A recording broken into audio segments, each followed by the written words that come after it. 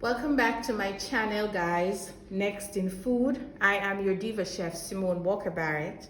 Today I want to share with you how we make corn pork and ackee. Now, corn pork is simply pork that has been cured in salt and spices. Here in Jamaica, our spice of choice is pimento, and sometimes we put some garlic in there and maybe thyme. Now there is a video on the channel on how to make corned beef, which is the same process that you use to make corn pork.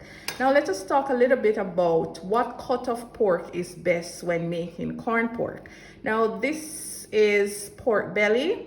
This was corned by me. Now pork belly is actually a prime cut of pork, and it is where the bacon comes from.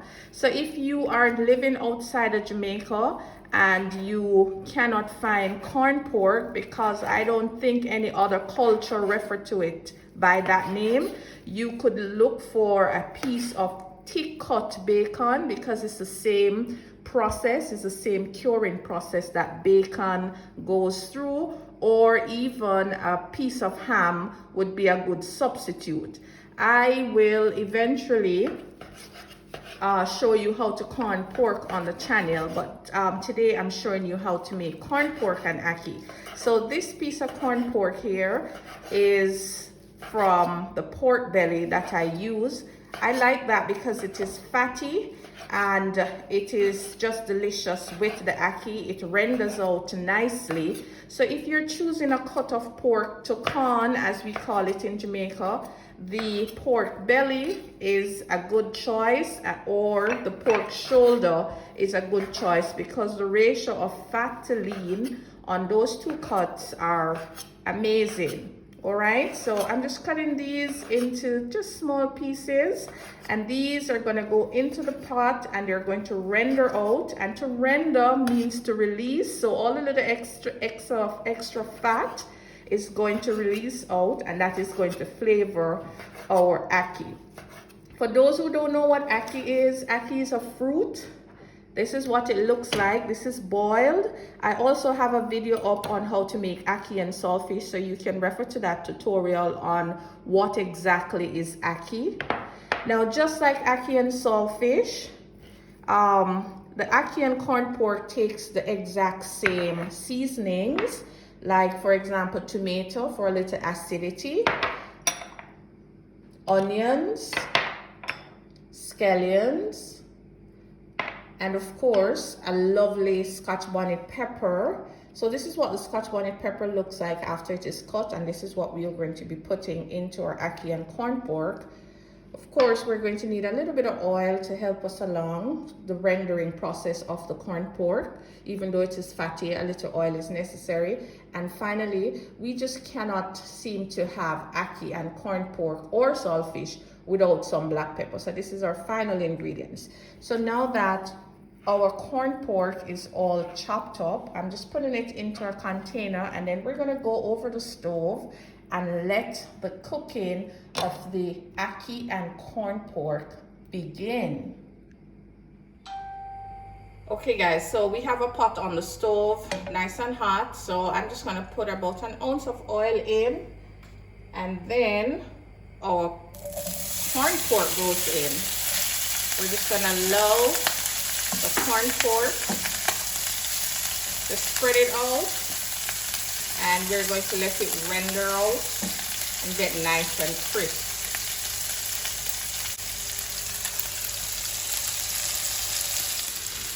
Alright guys, so our corn pork has rendered down. It has released a little fat, but that is fine. You can pour it off depending on what you're going to be eating it with. We're going to be having this with some roast breadfruit, so we want that little extra fat to flavor the roast breadfruit because it's very starchy. So now is a good time. Now is a good time to add our seasoning, and I'm adding 1 small white onion and a clove of garlic that I chopped up. I'm adding 1 small tomato.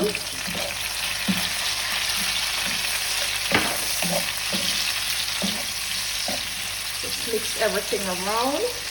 I have some couple pieces of scallion, Of course, some Scotch bonnet.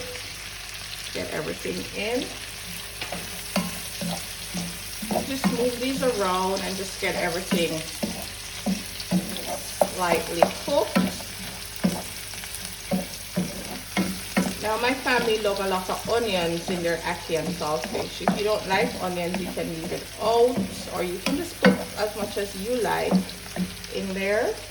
Now at this stage is where I like to add the black pepper. Alright, so the black pepper goes in. A little bit of salt. Because with corned pork, after you cure it with the salt and the spices, you have to soak it to get rid of the excess salt. And this has been soaking overnight, so it went a little bit overboard, so I have to add back some salt.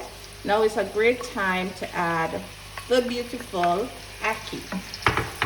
And then that's all there is to ackee and corned pork.